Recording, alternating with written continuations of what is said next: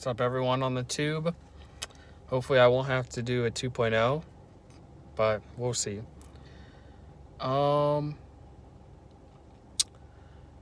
Today, I'm going to talk about the news because the news is important to be aware of what's going on, especially what's going on right now around the world and in your own community and county and state and so forth.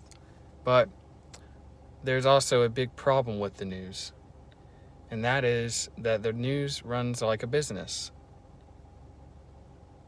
They will do whatever they can to get the most views that they can, and sometimes the news is not up to date. And for example, I saw a news from Fox News. It was either Fox 5 or Fox News, and they said that the virus can be airborne, and I was like, y'all are pretty late. Y'all are pretty late. They are pretty late on that research, because that research came out probably a month ago, or definitely a few weeks ago, because my sister had told me that when I had to stay with her, and seeing that that article was posted on March 30th, which is 2 days ago, so they're late on that kind of research. And that is why the news is like, can be good and can be bad. And the bad part is like that, where you have late reportings of stuff that's already been out, or you also have the news where there's a lot of misinformation out there. Believe it or not, Twitter actually has a lot of good news because people tweet and stuff like that, but Twitter is also can be a place. I mean, wherever you go to look at your news, there's always potential for misinformation, and you have to be aware of that. So for me, I've looked at the news, but I haven't really tried to look at the news because it's going to be the same thing. Governors, the president, mayors, they're all going to say the same thing. I mean, for me personally, as long as I know what I have to do and not touching my face, as long as I know what I have to do from day to day and what my limitations are, I'm fine. Like, I know that I'm still allowed to go out and get Starbucks or get Chick-fil-A or get anything else I want just through a drive-through. And as long as I'm able to go out and do that, or go out and go walking or running or jogging, then I'm fine. Because that gives me the ability to go out and do what I'm doing right now, make a video. And you're like, well, you can make a video at home. I can, but I'd rather this gives me an excuse to go out. But with that being said, I still practice social distancing. Like today, I've noticed over time coming to the park that I go to, it's not as busy earlier in the day. So I've been trying, today was the first day that I went earlier and I ran around. And I still maintained social distancing. When I saw somebody come up when I was jogging around, I would go around them to a minimum of 6 feet, or what I had thought was 6 feet, a good distance from that person. And it's kind of unfortunate that we have to do that, but it's what we have to do. And I don't mean to say that, just, everyone go out. Just, if you go out, be careful with, because my county, Gwinnett County, is starting to say that violators of the stay-at-home order will either get a $1,000 fine or 60 days in jail, which is a serious thing. But I feel like they're more talking about people that intentionally are trying to like they don't care about the health guidelines or anything like that. Like they're not going to bother people that are just, like what I'm doing, sitting in my car. How am I affecting the public? Not a huge risk, because I'm just sitting here and there's no one around me and I'm by myself and the windows are all shut. So it's like I'm just sitting here. And even when I'm outside walking around, I still practice social distancing because it's important. And I strongly emphasize social distancing and staying 6 feet apart from people. And yeah, let me readjust. It does feel weird having to do that, because you look at somebody and you're like, you don't know what, if they have the virus. You don't know where they've been, where their hands have been, if they touched their face or not. And that's like,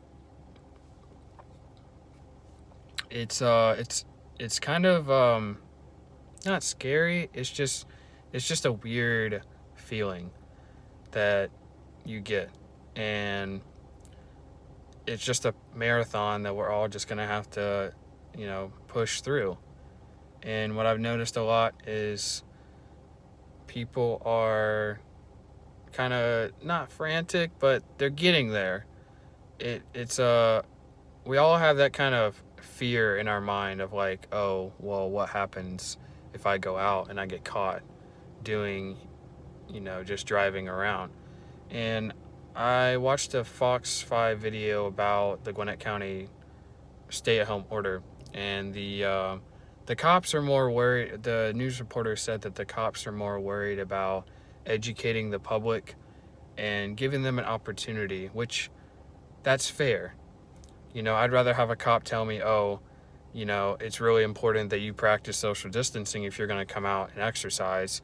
Or, I'm not going to argue with the cop because there's no reason for that. I'm not trying to start anything. I back the blue. So if we didn't have cops, we wouldn't have a lot of the things that protect the community. So that's another reason why I back the blue. But, it's a hard job. They have to do what they have to do. Just like any other kind of job, they have to do what they have to do. And there's a reason why we have cops, because people like to break the law. And you need to have somebody to step up and and fix the issue. Because laws are meant to be broken. That's just human nature. But anyway, back to the topic. I'd rather have a cop educate me, and I'd rather just play dumb and be like, I'm sorry, I'll go home. And I'd ask the cop, be like, if I want to come out and exercise, what do you suggest I do? Just to, I already know what he's probably going to say, and he probably knows what I'm already expecting him to say. But sometimes in life, you just have to play dumb to get what you want, or to get the answers. And that's one thing my dad told me. He's like, sometimes just play dumb and you'll usually find what you're expecting. But anyway, I know that people are getting to that point where they're looking for somebody to stand up, and they're looking for they're looking for a leader, but not like, for me personally, you have to find the leader within yourself. You have to motivate yourself. And I know that for some people it's hard. Like for me, it's personally hard because I don't want to be stuck in my house all day. So that's why I try, and that's why I'm not that worried about it, because if I'm allowed to go out and drive around, I'm going to do that.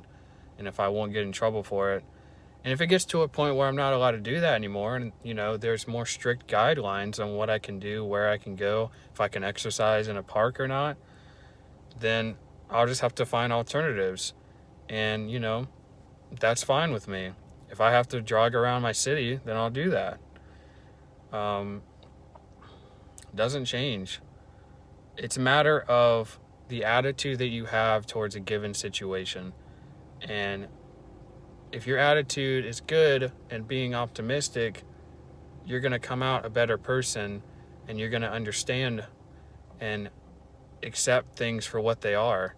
And that's one thing that we need right now in our society, is people to accept things the way they are, adjust and adapt.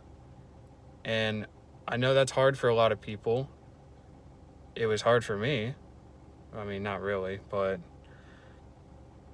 excuse me. It was at first, because I was like, shoot, well, if I want to go on a date with someone, because yes, I'm single and I have been on dates, but if I want to go on a date with someone, it's kind of harder to do that now.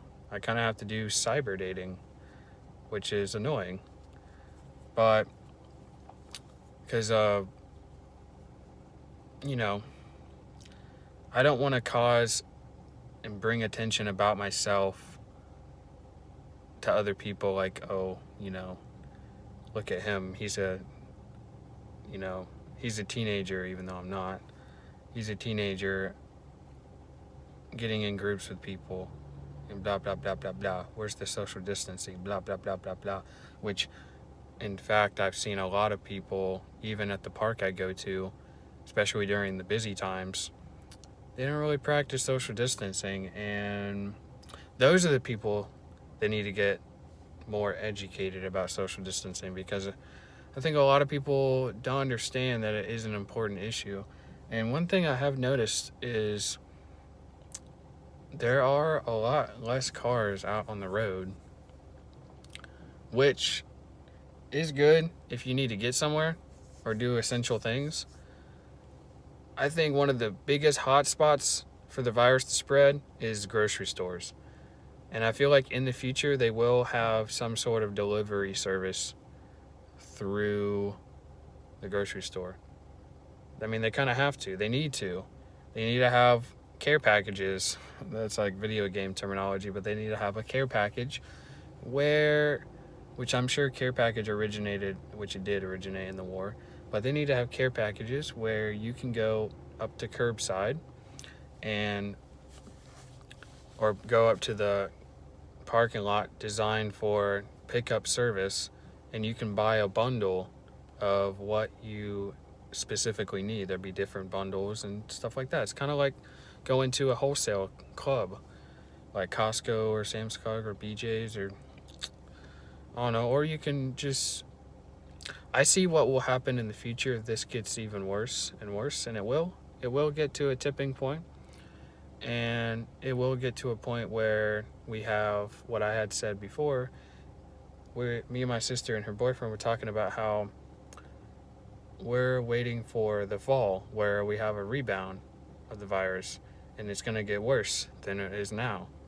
And a lot of people what I see is a lot of people are, they don't want to think that far.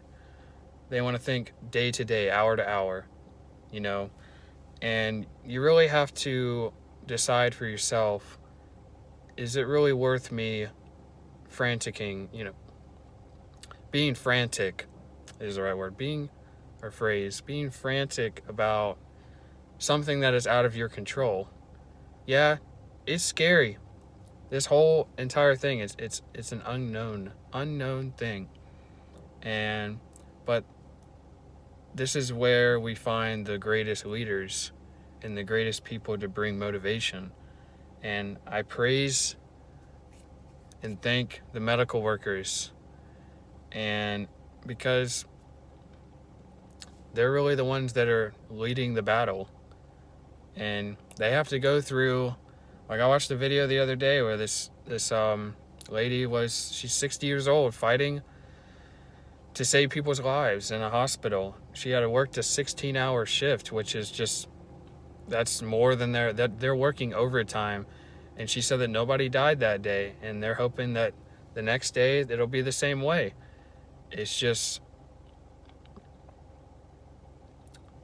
I think instead of pointing fingers, put politics, put your social issues aside, and realize that we are in a pandemic that is important. But yeah, Anyway, I'll catch y'all on the next video. Peace out. 15 minutes.